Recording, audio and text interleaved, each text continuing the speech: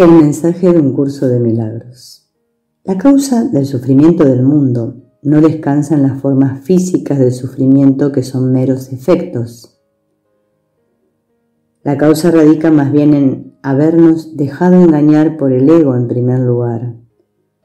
Aquí pues se nos pide que traigamos la mente de regreso al punto en el cual escuchamos la voz equivocada y que elijamos de nuevo. Específicamente entendemos esta petición como la directriz que nos da el curso para todo comportamiento, pues se nos enseña que le traigamos al Espíritu Santo toda angustia y preocupación, y juntos con Él nos riamos de la tontería de haber creído que cualquiera de ellas podría tener un efecto en el amor de Dios. El mismo tema de la risa amorosa en presencia del dolor y de las lágrimas se reitera en un pasaje del libro de ejercicios, el cual, si se saca del contexto, parece rudo y ciertamente carente de sentimientos. Propiamente entendido, sin embargo, en el contexto de nuestra discusión de la realidad y la ilusión, el pasaje expresa el tema de la salvación de todas las formas de sufrimiento y aflicción. El contexto inmediato es el sacrificio como la dinámica subyacente en todos los problemas. Nunca olvides que solo te das a ti mismo. El que entiende el significado de dar no puede por menos que reírse de la idea del sacrificio. Tampoco puede dejar de reconocer las múltiples formas en que se puede manifestar el sacrificio. Se ríe a sí mismo del dolor y de la pérdida, de la enfermedad y de la aflicción, de la pobreza, del hambre y de la muerte. Reconoce que el sacrificio sigue siendo la única idea que yace tras todo esto, y con su dulce risa todo ello sana. Lección 187, párrafo 6. La clave de esta enseñanza es la dulce risa que compartimos con el Espíritu Santo, que refleja la amorosa presencia fuera del sueño del mundo. Este amor es la presencia del principio de la expiación, que dulcemente corrige la seriedad de la respuesta del Hijo de Dios a la diminuta y alocada idea de estar separado de Dios.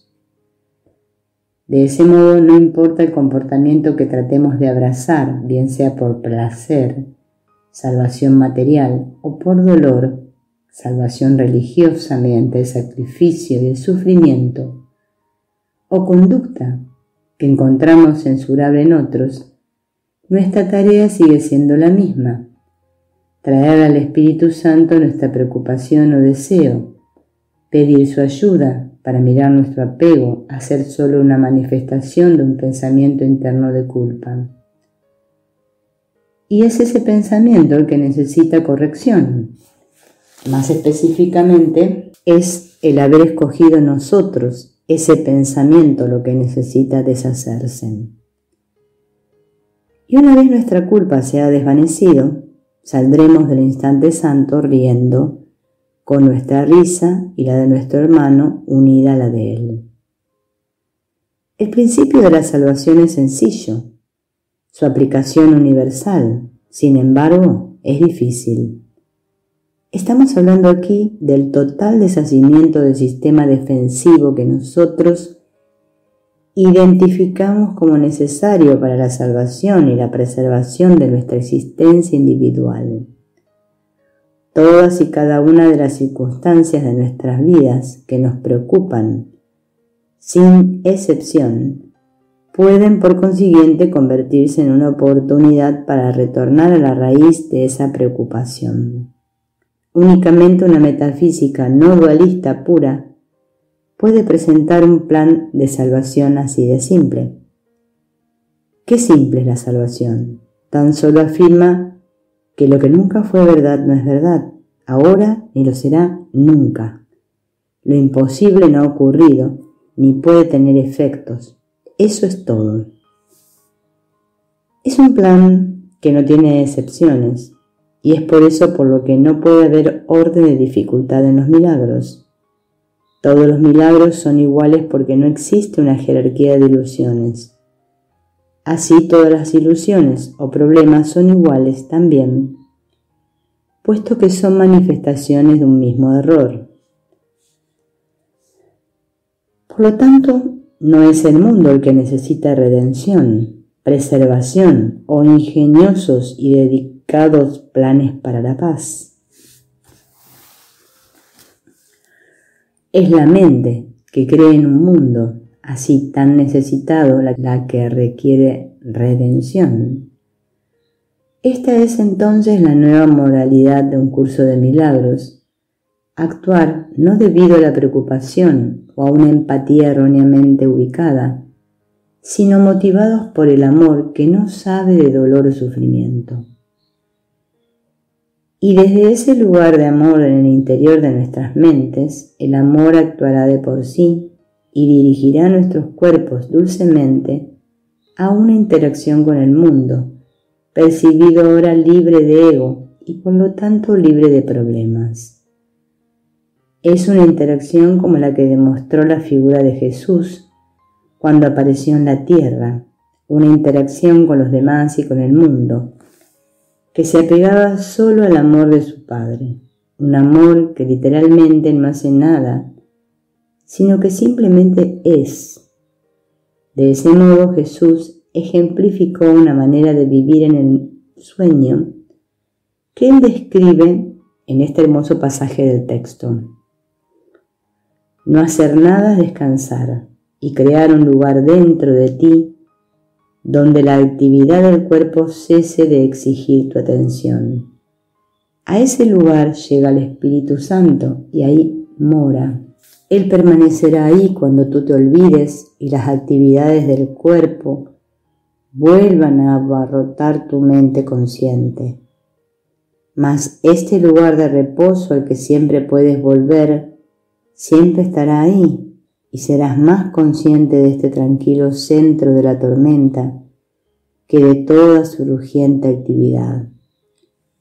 Este tranquilo centro, en el que no haces nada, permanecerá contigo, brindándote descanso en medio del ajetreo de cualquier actividad a la que se te envíe, pues desde este centro se te enseñará a utilizar el cuerpo impecablemente. Este centro del que el cuerpo está ausente es lo que hará que también esté ausente de tu conciencia.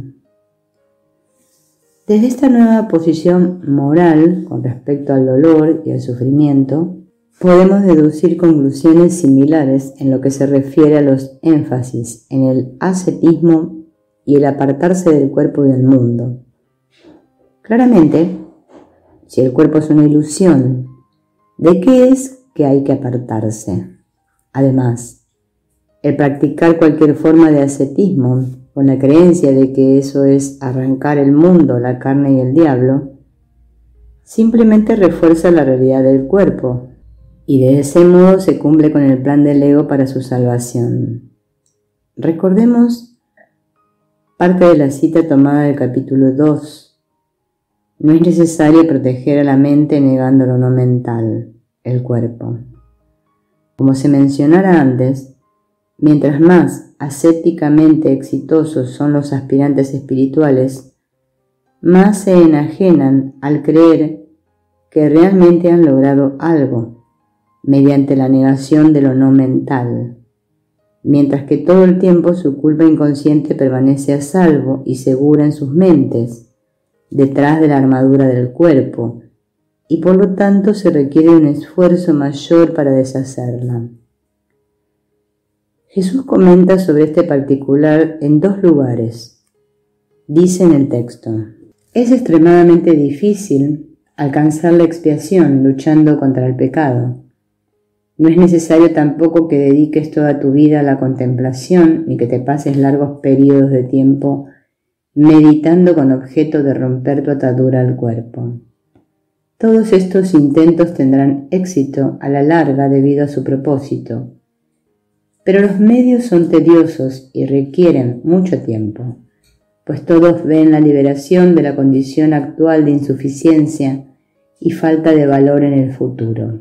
Capítulo 18, sección 7, párrafos 4, Oraciones 7, 9 y 11.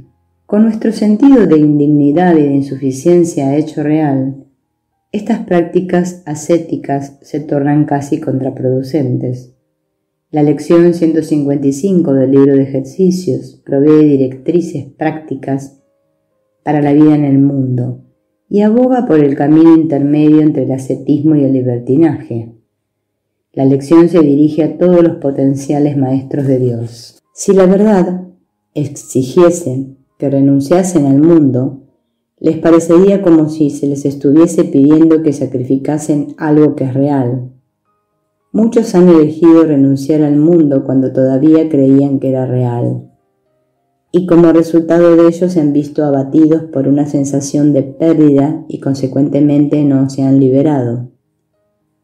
Otros no han elegido otra cosa que el mundo y su sensación de pérdida ha sido aún mayor, lo cual no han sido capaces de entender. Entre estas dos sendas hay un camino que conduce más allá de cualquier clase de pérdida, pues tanto el sacrificio como la privación se abandonan de inmediato. Este es el camino que se te pide recorrer ahora.